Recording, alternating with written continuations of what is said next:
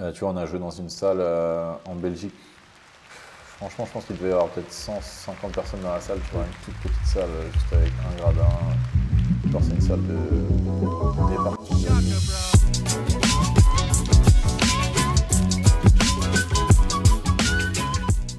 Salut à tous, alors aujourd'hui on se retrouve sur la chaîne YouTube d'Open TV. On a la chance aujourd'hui d'être à Cholet avec Neil Sako pour la 4e interview de notre petite série. Déjà avant de commencer, comment tu vas Neil? Bah écoute, ça va super. Comme tu peux le voir, il fait beau, donc c'est bien pour le moral. Et puis on a eu entraînement ce matin. Comme je vous ai dit, un gros stage de basket là pour les enfants à Cholet, donc on s'est présenté là-bas pour signer des autographes. Et donc là, après-midi, off. Du coup, content de te recevoir quand même sur notre chaîne. Donc effectivement, pour te rappeler un peu le principe, notre interview, on va revenir sur ta carrière d'une manière chronologique. Ok. Donc maintenant, on va pouvoir commencer par tes débuts. Donc effectivement, tu commences le basket sur le tard, à Ouais. 16 ans. Parce qu'avant, tu étais un joueur de tennis, tu étais un bon joueur de tennis même, tu étais 5-6, si je ne dis Ouais. pas de bêtises. Ouais, c'est ça exactement. Et effectivement, qu'est-ce qui t'a poussé à débuter le basket tout simplement? Euh, c'est une bonne question. Mon année de seconde, c'était ma dernière année de tennis. Donc j'étais dans une académie où on s'entraînait quand même avec pas mal d'intensité, tu vois, on s'entraînait tous les jours. J'étais au CNED, donc cours par correspondance. Donc c'était un rythme assez chargé. Et à cette époque-là, je devais faire, donc en seconde, j'avais 15 ans, je devais faire 1,97, 98. Donc je commençais à vraiment être grand, quoi.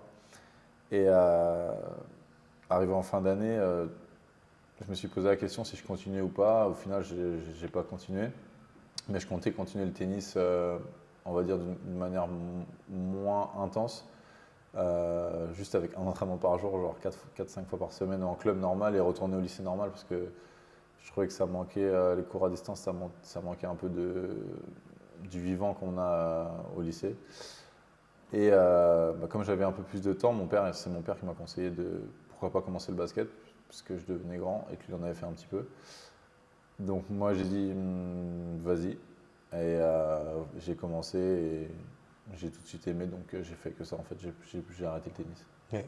Du coup, j'avais vu que tu avais commencé à Chenet-Versailles, effectivement, Ouais, en c'est U20 ça. région. Exactement. Et puis après, tu as eu la chance et l'opportunité de rentrer dans le centre de Paris-Levallois. Ouais, Comment à se l'époque. passaient ces années de formation, effectivement? Euh, j'ai fait déjà une détection pour Paris-le-Valois. Donc il y avait beaucoup de monde, il y avait, je sais pas, on était combien, peut-être 100 ados, 100 Hmm. adolescents à l'époque. Et donc j'ai été pris par le staff. Ma première année, c'était, comment dire, un peu difficile de s'adapter, tu vois, au basket. Je sais pas si on peut dire qu'esport c'est du haut niveau, mais ça commence en tout cas à être du haut niveau, et en tout cas c'est du haut niveau pour l'âge qu'on a. Mm. Et un basket vraiment structuré, parce que même si j'ai eu un bon coach en U20 région, c'était quand même un peu différent d'apprendre les systèmes et tout, les principes de jeu. C'est quelque chose que je ne maîtrisais pas du tout, même si ça m'intéressait et que j'essayais d'apprendre. Donc j'ai eu un peu de temps d'adaptation. Et pareil au niveau physique, devoir enchaîner un ou deux entraînements par jour, plus la musculation. Et en première année espoir, tu as des gens plus âgés, surtout à l'intérieur. Des fois, les gars, ils me rendaient peut-être 30 kilos, quoi, tu vois, parce que je devais faire 80, peut-être 85 kilos. Et puis les gars, ils peuvent faire 100, 105, 110, tu vois. Enfin, 110 en espoir, je sais pas, mais ça peut peut-être Oui. arriver. Et donc malgré ça, ça s'est bien passé. Je m'entraînais, je progressais. Puis en deuxième année espoir, j'ai intégré le groupe pro sur tous les entraînements, pas les matchs. Donc j'avais pas de contrat stagiaire ou aspirant, mais je faisais tous les entraînements pro.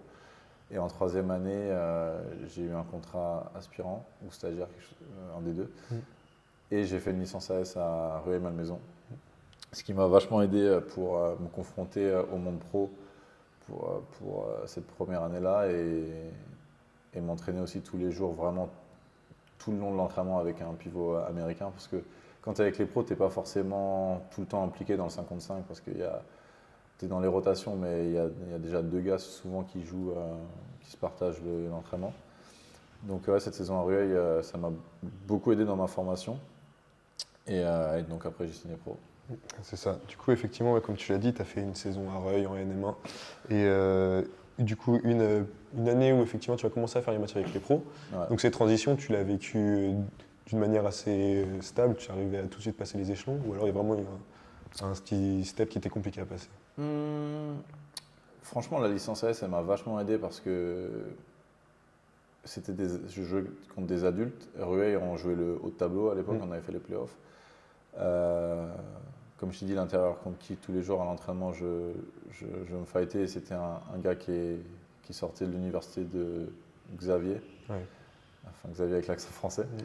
Euh, un gars costaud et tout. Donc en fait, quand je revenais m'entraîner avec les pros de Levallois, en général je faisais le matin Levallois et l'après-midi Rueil, ben, je ne sentais pas cette différence physique. Donc c'était juste dans la vitesse de jeu où je voyais un peu la différence. Mais je commençais à comprendre un peu comment le basket marchait, du coup ça allait. Et donc je jouais pas beaucoup en N1 au début, mais bon, je jouais quand même. Et quand j'ai commencé à jouer en Pro A, donc mon premier match c'était contre Le Mans, je crois que c'était en février, suite à un départ d'un Américain plus une blessure d'un pivot Muftaou Yarou.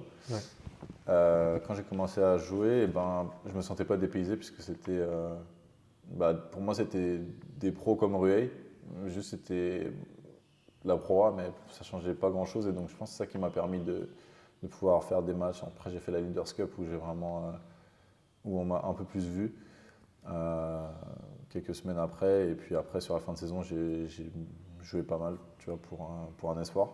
Et c'est ça qui m'a permis de signer pro. Donc je pense que c'est vraiment la licence AS qui m'a, entre autres, qui m'a donné pas mal de cartes pour mes premiers matchs en pro. Donc effectivement, comme tu as dit, la licence S, ça t'a beaucoup aidé, niveau surtout physique et puis même compréhension du jeu. Mais j'imagine, ce qui t'a beaucoup aidé, ce qui est beaucoup, enfin du moins mis en avant par les coachs que tu as eu, c'est ton aspect très professionnalisme au niveau du basket, qu'effectivement tu tiens un rythme très important pour ton développement personnel et pour essayer de bien s'habiliter à ce niveau. En quoi tu portes un accès important à ton professionnalisme dans le monde du basket? Bah écoute, je sais pas quel coach a dit ça, Mm. mais J'ai Julien Zoa qui a eu ah, qui je a viens de dit ça, bon, ça va. le collègue de cette année, je crois. Bah écoute, pour moi, ça a toujours été, même au tennis, en fait, j'étais un peu comme ça, c'est-à-dire que c'est mon père qui m'a toujours poussé à le faire, c'est-à-dire à m'entraîner avant les entraînements, à faire des exercices dont j'ai besoin moi, tu vois.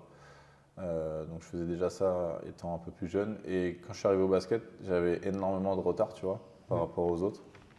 Donc dès ma première année, j'arrivais avant les entraînements. Je crois que je repartais directement après parce que le gardien est fermé, tu vois. Mm. Mais j'arrivais avant les entraînements pour faire de la gestuelle de tir, juste du tir, du dribble, tu vois, parce que je savais que j'en avais besoin. Et jusqu'à aujourd'hui, j'en ai encore énormément besoin, tu vois, de faire pas mal de choses, que ce soit physique ou technique, pour progresser et devenir un gros joueur, tu vois. Donc, je pense que c'est le seul moyen d'y arriver. Donc, j'essaie de le faire du mieux que je peux et le plus que je peux. Du coup, effectivement, avec ce travail qui t'a réussi à gravir les échelons, tu vas signer pro 2 ans avec le Valois. Ah, exact. Donc, effectivement, tu vas avoir la chance d'évoluer avec des grands joueurs. On a comme exemple Boris Dio, Flo Pietrus, Vitaly Shikoko et plein d'autres d'intérieur expérimentés, je veux dire, excuse-moi. Mais avec du recul, tu vois comment les 2 saisons avec ce club? Alors, ça a été 2 saisons différentes, 2 saisons aussi un peu particulières parce qu'il y a eu le Covid. Donc, Flo Petrus et Boris Dio, ça c'était quand j'étais en esport, tu vois, donc je m'entraînais avec eux, mais déjà ça c'était énorme. Même si je trouve que je leur ai pas posé assez de questions, tu vois, parce que j'étais un peu timide et du coup je n'osais pas trop leur poser de questions par rapport à leur parcours et tout. Et si ça réarrivait maintenant, je pense que j'aurais beaucoup, beaucoup de questions à leur poser. Mais en tout cas, juste le fait de les voir s'entraîner, c'était inspirant. Et mes 2 années pro, bah, écoute, la première c'était un peu compliqué parce que j'étais censé être backup d'un autre pivot. Et je me suis blessé dès la pré-saison. Donc ils ont fait venir un pigiste médical, Joseph, qui est resté au final. Du coup, j'étais troisième pivot, on va dire. Donc j'ai quasiment pas joué jusqu'en novembre, décembre, et j'avais des gènes aussi aux adducteurs que j'ai fini par soigner en déconfinement, pendant le déconfinement. Donc je jouais vraiment pas beaucoup. J'ai commencé à jouer vers janvier, février, mars, juste avant le confinement. Mais on avait quand même pas mal de bons résultats. Je pense qu'on était quatrième, si je me trompe pas, avant l'interruption. Et donc, ouais, donc c'était une bonne équipe. J'ai quand même appris pas mal de choses. Et ma deuxième année, donc ça c'était ma première expérience avec un coach étranger, c'était Juris Dutch. Ça c'est une année qui m'a vachement, je trouve, développé parce que l'approche qu'il avait du basket était particulière. Enfin, à l'époque, je trouvais ça particulier parce que c'était une des premières fois que je voyais ça. Il était très précis, très exigeant et moi, j'avais l'impression qu'il m'aimait bien en tout cas et il parlait pas mal avec moi et tout ça. Donc, malgré le fait qu'on était une raquette composée de beaucoup de joueurs, il y avait en poste 4 Tomer Ginat, international israélien, il y avait Maxime Ross, il y avait Miralem Halilovic et il y avait Vitaly Shikoko. Et derrière, il y avait moi. Donc écoute, moi je me rappelle que les entraînements, c'était dur, ça jouait, c'était intense, surtout les entraînements de Yuri. Mais comme on avait l'Eurocup et qu'on était aussi compétitif en championnat, en Eurocup on a perdu en quart de finale. Donc j'ai eu l'occasion quand même de jouer sur pas mal de matchs. Tu vois, il y a des matchs où je ne jouais pas, il y a des matchs je commençais dans le 5. Des fois je commençais dans le 5 en ailier fort, tu vois, je défendais sur les 4. Des fois je commençais en 5. Donc c'était une année vraiment très enrichissante, tu vois, entre le coach et les coéquipiers. Donc et à la fin de l'année, j'ai commencé à jouer pas mal, tu vois, sur les 10 derniers matchs. Et donc j'en garde quand même un bon souvenir, franchement, c'était lourd. Carrément. Pour une deuxième année, je crois que tu finis même avec un temps de jeu équivalent à 10 minutes par match. En moyenne, ouais. Ouais, c'était ça. Avec une raquette, comme tu as dit, du coup remplie d'expérience. Ouais. Donc c'est carrément des années en fait, très, très importantes pour le développement d'un joueur. Ouais. Et en fait, à la suite de cette année-là, tu décides de changer, d'aller à Chalon Basket pour essayer d'aller engranger plus de responsabilités et chercher une constance dans un environnement qui serait propice à progresser. Malheureusement, la saison elle sera soldée par une descente. Ouais. Mais qu'est-ce que tu tires de cette saison à Chalon-Champagne ? Écoute, comme tu dis, je voulais plus de responsabilités parce que je sentais que je pouvais jouer et impacter plus que je faisais à Levallois. Donc moi j'avais signé 3 ans à la base et Levallois ils voulaient me garder. En plus c'est Vincent Collet qui reprenait le poste de coach. Mais ça je l'ai appris, ma décision était quasiment déjà prise avant qu'ils annoncent Vincent Collet. Mais j'avais quand même échangé avec lui. Mais la raquette que les Mets comptaient faire, moi je ne me voyais pas trop jouer dedans. Parce que il y avait toujours Halilovic, après il y avait Vince Center qui est arrivé, oui. Steve Oyufat qui avait signé, Banjassi il me semble, et Shikoko qui était sous contrat mais finalement qui est parti à la JDH je crois. Pau. Ah ok non, c'est ça. Ouais, il est retourné à Pau il me semble. Ouais. Et donc je me voyais.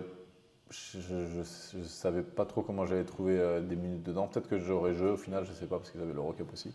Mais en tout cas, du coup, j'ai choisi d'aller à Champ-Reims où le coach m'avait vendu, je trouve, un bon projet. Cédric Hayes, il m'avait dit que voilà, il y avait un poste 5 américain, mais qu'on partagerait les minutes. Au début, je trouve que je ne jouais pas beaucoup. Je jouais derrière lui, mais je ne jouais pas beaucoup, peut-être 14, 15, 16 minutes. Et puis au fur et à mesure de l'année, j'ai réussi à avoir plus de minutes, plus de responsabilités. Et au final, avec les aléas de la saison, j'ai pu jouer beaucoup. Il y a des matchs de 35-36 minutes. J'ai pu jouer 5, j'ai pu jouer 4. Donc c'était une saison vachement... ma première vraie saison. Et du coup, pareil, vachement enrichissant. Et même s'il y a eu une descente, pardon, je trouve qu'on avait un bon groupe et ça m'a permis de beaucoup apprendre. Là-bas, je crois même que tu finis troisième rebondeur de LNB, si je dis pas de Ouais, je bêtises. crois que c'est troisième, ouais. Mm. Troisième troisième en moyenne, mais premier en total. Oui, c'est ça, ouais. Je crois bien que c'était ça. Et effectivement, du coup, malgré la descente, tu décides de changer. Et tu arrives à Cholet avec Enzo Godosina, qui Ouais. est, je crois, un ami à toi, ou du moins quelqu'un qui te suit depuis, enfin, Ouais, depuis Chalon, où Reims, vous êtes. je le connais depuis Reims. Ouais. C'est ça. Et du coup, c'est Laurent Villa qui te demande de venir. Et donc, qu'est-ce que tu as pu penser quand tu es arrivé dans ce patrimoine du basket qui est Cholet? Euh, Bah écoute, quand je suis arrivé à Cholet, je savais que c'était un club qui a une histoire, tu vois, que Cholet Basket c'est très connu. Je pense que je connaissais peut-être même avant de commencer le basket. Je savais qu'ils avaient fait une super fin de saison et qu'ils étaient sur une bonne dynamique, parce qu'ils avaient fait les playoffs. En plus, on avait une Coupe d'Europe. Je ne savais pas encore trop laquelle. Au final, c'était la FIBA Eurocup qu'on a disputé. Moi, j'ai tout de suite été impressionné par la ferveur qu'il y a ici à la Mairie pendant les matchs. Alors, il y a vraiment un gros noyau de supporters qui s'y connaissent en basket par rapport à ce qu'il peut y avoir dans d'autres clubs. Et ouais, je trouve que c'est une ville qui respire basket, on peut dire. Effectivement. Du coup, sur cette saison, vous finissez 7e. Si je dis pas ici, Ouais. donc playoffable. Et Ouais. vous affrontez Boulogne-le-Valois, qui sera futur finaliste, malheureusement. Et comme tu l'as dit, par contre, vous êtes dans une Coupe d'Europe, donc la FIBA Eurocup. Pardon, Europe Cup. excuse-moi. Ouais, c'est ça. Ouais. Et malheureusement, vous perdez en finale. Ouais. Mais c'était quand même très serré. Au match retour à la Mairie, on a vu quand même une grosse ferveur. On s'était dit pourquoi pas la gagner. Mais effectivement, pour toi, première finale européenne, comment ça s'est passé? Tu l'as ressenti comment? Alors la finale, c'était particulier parce que déjà on avait des blessés. On Mm. avait Gaylor Currier qui n'était pas là, on avait Justin Patton qui n'était pas là, le poste 5 américain. Et il y avait Kim Tilly aussi qui n'était pas là. Donc on était, je pense, 7 ou 8. Donc j'ai joué, il me semble, 36 minutes ou 34, 36 je crois, parce que j'étais le seul poste 5. Mais la chose que je retiens encore aujourd'hui, c'est comme tu as dit, la ferveur qu'il y a eu, parce que ce match-là, franchement, c'est le match que j'ai joué où il y avait le plus d'ambiance à domicile. Les gens étaient vraiment, vraiment derrière nous tout le long du match. Tu vois, il n'y avait pas vraiment de moment de down, comme il peut y avoir des fois, c'est quand on prend un run ou quelque chose comme ça. Là, c'était toujours en feu, on va dire, entre guillemets, et les gens, ils nous poussaient vraiment. Donc on a perdu je sais plus comment on a perdu, en tout cas le goal average, enfin panier average c'était -6 il me semble, donc il fallait qu'on gagne de plus, 6, enfin de plus de 6 points. C'était assez serré, on n'a pas réussi à le faire, c'est vraiment dommage parce qu'on pouvait vraiment le faire, mais malheureusement c'est comme ça. Mais en tout cas j'ai un bon souvenir de cette épopée-là. C'est vrai que c'est la dernière Coupe d'Europe entre guillemets, tu vois, avec le niveau le moins élevé. Mais tu vois un style de basket un peu particulier avec des équipes, des fois où il y a un gros écart de niveau. Tu vois, on a joué dans une salle en Belgique. Franchement, je pense qu'il devait y avoir peut-être 150 personnes dans la salle, tu vois, une toute petite salle, juste avec un gradin. Genre, c'est une salle de départ, tu vois. Mm. Bon, on a perdu d'ailleurs dans Ouais. cette salle-là. On a gagné là au retour. Mais c'était intéressant, tu vois, de découvrir cette Coupe d'Europe là. Et puis après, on a joué quand même des équipes solides. Mais bon, c'est vrai qu'on aurait pu acheter une bannière au club de Cholet. Enfin, lier la bannière, mais bon, c'est écrit finaliste, donc Ouais. c'est dommage. Mais bon, en tout cas, c'était vraiment une bonne expérience. Effectivement, et du coup, vous perdez de 4 points, je crois, sur le match retour. Ouais, quelque chose comme ça. 4 points parce que je crois que les Polonais étaient quand même assez adroits à 3 points, si je dis pas de Ouais, ils bêtises. ont été très adroits. Mais effectivement, du coup, fin de saison l'année dernière. Et donc, tu décides de continuer. Effectivement, Mhm. tu avais signé pour 2 ans, Mhm. mais tu décides bien de continuer. Qu'est-ce qui t'a motivé pour rester ici? Bah écoute, on a fait des entretiens en fin d'année avec le coach et lui il m'a dit que si je restais, il comptait me donner un peu plus de responsabilité que l'année qui venait de finir. Donc moi, c'est ce que je cherchais. Enfin, je cherchais à vraiment jouer, tu vois, parce que je sentais que je pouvais apporter plus que ce que j'apportais déjà, ou en tout cas autant que ce que j'apportais sur la fin de saison où j'étais. Enfin, où l'intérieur américain s'était blessé, il y a eu un pigiste et tout, mais j'avais commencé à avoir un rôle majeur quand même. sur les playoffs et sur les derniers matchs de saison régulière. Donc je voulais essayer de reproduire ça et le coach me disait que du coup c'était possible et c'est pour ça que je suis resté et aussi parce que il y avait pas mal de coéquipiers qui restaient, tu vois. Il y avait TJ Campbell qui est resté, Enzo qui est resté, Kim qui est resté. Donc ça m'a conforté dans mon choix, on va dire. Effectivement. On note aussi que tu as eu la chance d'être promu dans le 5 majeur, mais ça se voit aussi par ton impact et ton influence que tu amènes sur le parquet. Et effectivement, c'est Justin Payton qui part, je crois, l'année dernière. Ouais, il dont part. dont Mais tu lui, étais il le s'est backup. blessé en mars, tu vois. Oui, c'est ça. Ouais. Donc tu Après, étais le il backup. part. Ouais. Et du coup, tu as eu la chance de venir et de passer dans 5 majeurs. Comment ça s'est passé pour toi, le changement de statut et du coup, starter dans une équipe qui potentiellement jouait l'Europe ou des grosses équipes? Bah écoute, moi, ça m'a pas changé grand-chose parce que j'ai déjà à Reims, je startais. Euh, Après, ce que je savais pas, c'est qu'en fait, quand tu fais des bonnes performances individuelles dans une équipe qui perd, bah, c'est moins valorisé que quand c'est dans une équipe qui gagne, tu vois. À tort ou à raison, je pense que ça dépend des profils, des joueurs. Moi, en tout cas, je considérais que ce que je faisais à Reims, je pouvais le refaire autre part parce que mon jeu il est assez simple, tu vois. C'est beaucoup de pick and roll, beaucoup de jeux en transition, tu vois. Les rebonds et tout. Donc, plus je suis entouré de meilleurs joueurs, mieux je joue, tu vois. Mais j'ai l'impression que tous les joueurs, ils peuvent dire ça aussi, tu vois, d'un côté. Mais en tout cas, pour moi, ce que je faisais à Reims, je pouvais le refaire autre part, hein, et notamment à Cholet. Donc, j'étais déjà dans le 5 un peu. Bah, l'année dernière, ça m'est arrivé de l'être. Et puis, comme je t'ai dit, quand il s'est blessé, je l'étais beaucoup. Même si techniquement, je l'étais plus après l'arrivée du pigiste, parce que c'est le pigiste qui commençait dans le 5, dans les playoffs et tout, mais je jouais quand même, je pense, 30 minutes de moyenne, tu vois. Donc, ouais, cette année, bah, ça m'a pas changé grand-chose, c'est ce que je voulais. Donc, ouais, ça m'a pas changé grand-chose, mais en tout cas, ça me donnait plus en tout cas, de possibilités de m'exprimer. En tout cas, ces possibilités de t'exprimer, tu les as quand même bien abordées. Effectivement, tu reçois le trophée du meilleur joueur du mois d'octobre. C'est quand même quelque chose qui est important, qui représente un peu la belle saison que tu es en train de faire actuellement.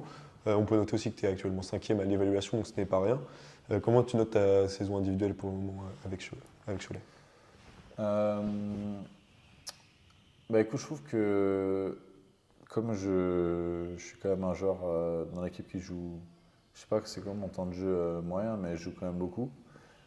Enfin par rapport au temps de jeu en tout cas de l'équipe. Donc je trouve que mes perfs individuelles, elles sont étroitement liées, tu vois, aux performances collectives. Donc je dirais qu'il y a eu des hauts et des bas, tu vois. Là, on était un peu dans un bas. On a gagné contre Monaco, ce qui nous remet en place pour les playoffs, tu vois. Mais dans tous les cas, je dirais que c'était une saison où il y a pas mal de positifs parce qu'en Coupe d'Europe, quand même, on fait un bon parcours, ça c'est sûr. En partant des qualifications en Turquie, il fallait gagner 3 matchs d'affilée.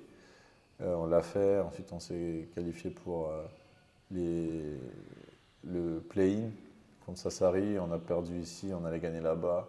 Et on a regagné ici. Et puis le top 16, on perd de. Au final, je crois qu'on finit 4e, mais si on battait Malaga. Bon, après, c'est très dur de battre Malaga, mais si on battait Malaga, on passait en quart. Donc, ouais, c'était une saison positive. Après, ça dépend aussi un peu de la fin, ce qui arrivera là à la fin, mais en tout cas, il y a pas mal de positifs. En finalité, la saison, surtout les playoffs, vont jouer sur le dernier match contre Chalon. Ouais. J'imagine que vous l'abordez d'une manière assez étrange parce qu'il y a quand même beaucoup d'équipes qui sont encore potentiellement en liste pour les playoffs. Ouais. Comment tu abordes ce dernier match? Bah écoute, on l'aborde comme une finale en fait, parce qu'il faut qu'on gagne le match. On n'a pas envie du tout d'espérer les résultats des uns ou des autres parce que ça fait trop de calculs et trop d'inconnus. Donc on sait que si on gagne le match, on est qualifié et c'est ce que le club veut, c'est ce que les supporters veulent, c'est ce que nous on veut aussi. Donc on va vraiment essayer de le faire, hein, et de gagner ce match quoi qu'il en coûte. J'espère que vous allez le remporter, effectivement. Écoute, merci. Et je ne sais pas si ça sortira avant ou après le match, mais sûrement après. Bah, on espère que quand ça sera sorti, vous serez en play-off. J'espère. Ah oui, oui, oui, oui, oui, oui, oui. On l'espère pour vous. Pour revenir un peu dans votre groupe, vous avez là, enfin, tu joues avec Tidjane Salin. Ouais. Je dis pas de bêtises. Je dis pas de bêtises. Tu joues avec Tidjane Salin. Effectivement, là, cette saison, il a intégré le groupe pro parce que l'année dernière, il jouait avec les U18 et les Espoirs. Exact. Et comme tu le sais, il a déposé son nom à la draft.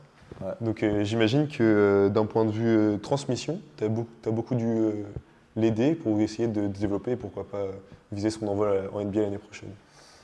Bah écoute, il y a déjà pas mal de monde, tu vois, un peu autour de Tidjane, donc j'essaie de pas trop lui prendre la tête, tu vois, avec des conseils, des trucs comme ça, surtout qu'il y a sûrement mieux placé que moi.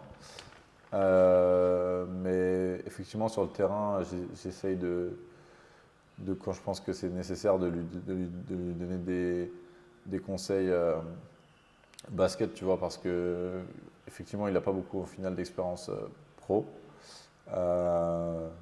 C'est quelqu'un qui veut progresser, donc il sait que tout ce qui est lecture de jeu, QI basket et tout ça, c'est important dans le basket moderne, surtout à son poste.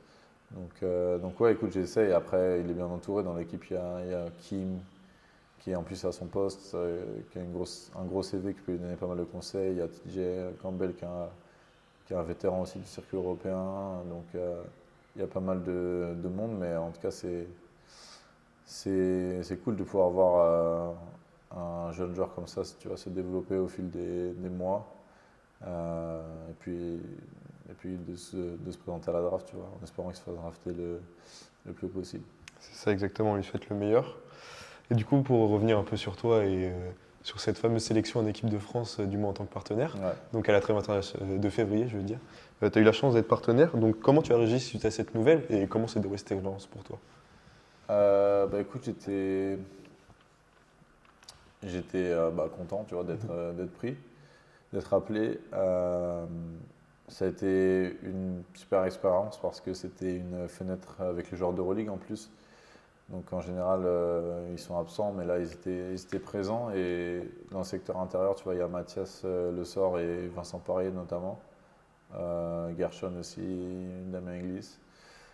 Donc ça fait beaucoup de gros joueurs qui sont là. Donc moi, j'étais curieux de savoir comment ça se passait, les entraînements, l'ambiance, tu vois, à l'intérieur de l'équipe de France. Et j'ai pas été déçu, tu vois. Les entraînements, je trouvais ça intense, compétitif, tu vois, mais dans une bonne atmosphère. Et puis la vie de groupe, elle a l'air sympa, tu vois. Il y avait pas mal de joueurs qui ont pas mal d'expérience en équipe de France, comme Andrew Albissi, Paul Lacombe, tu vois. Et donc ouais, franchement c'est bien, ça m'a permis de voir, tu vois, ce qui me manque par rapport aux joueurs à des joueurs comme qui je t'ai cité. Et puis ouais, non, franchement j'ai bien aimé. J'imagine que dans le futur, ça pourrait t'intéresser de jouer avec l'équipe A ou même continuer à refaire partie d'un entraînement. Ouais, c'est clair. Ouais, c'est clair. Forcément, quand tu goûtes entre guillemets à ça, même si c'était pas une sélection, ça donne envie de revenir et de vraiment jouer, parce que j'ai assisté à un match, tu vois, j'étais derrière le banc. Donc ça donne envie de porter le maillot bleu, et ouais, j'espère que ça pourra arriver. Parfait. Avant de conclure, on va pouvoir accéder maintenant à la phase du True Story. Donc effectivement, je vais commencer une phrase et je te laisse la terminer. Allez, ça marche. C'est parti. Du coup, je m'appelle. Nils Sako. Mais mes coéquipiers m'appellent aussi. Nilf, Nikr, Niml, Niz. Beaucoup. Il y en a beaucoup, effectivement. Beaucoup, ouais. Avant chaque match, j'écoute. Alors j'écoute beaucoup de choses. Je veux dire quoi? J'écoute du Nino, j'écoute du Kerry James, j'écoute du Freeze, j'écoute du Tiakola. Du bon rap français, effectivement. Ouais, rap français, beaucoup de rap français. Ton move préféré sur le terrain, c'est? Mon move préféré, c'est Thomas. Hein. Thomas, logique. Ouais, Thomas. Moi, le joueur que je froisse en 1 contre 1, c'est? Tidjane. Tidjane. Et Amal Létang. Amal Létang, jeune espoir du Cholet Basket. Ouais, les deux. Mon plat préféré, c'est? Mon plat préféré, c'est... bonne question, ça. Je dirais le mafé, parce que j'en ai mangé un hier. La meilleure ville de France. Cholet. Le champion de l'Euroleague cette année sera. Bah, là, c'est un peu facile parce que c'est. Enfin, facile. Mais bon. Non, quoique, c'est pas très très facile en fait. Je dirais Monaco parce que je suis chauvin. Effectivement, ce serait bien qu'ils gagnent leur dernier match ce soir. Non. Mais on verra bien. On verra aussi. Ouais. Le meilleur joueur du monde actuel, c'est. Waouh. C'est. C'est Antetokounmpo. Antetokounmpo. Ouais. Malheureusement, il met des playoffs, mais Éliminé, bah, il était blessé. il était blessé, effectivement. Et si je n'avais pas été basketteur, j'aurais été. Tennisman. Parfait. C'est tout pour moi. Donc j'espère que tu as passé un bon moment pour cette interview. Je te remercie d'avoir été présent. Et on remercie aussi Cholet. Merci Cholet. Voilà. Merci CB. Merci bien. Allez Cholet. C'est ça.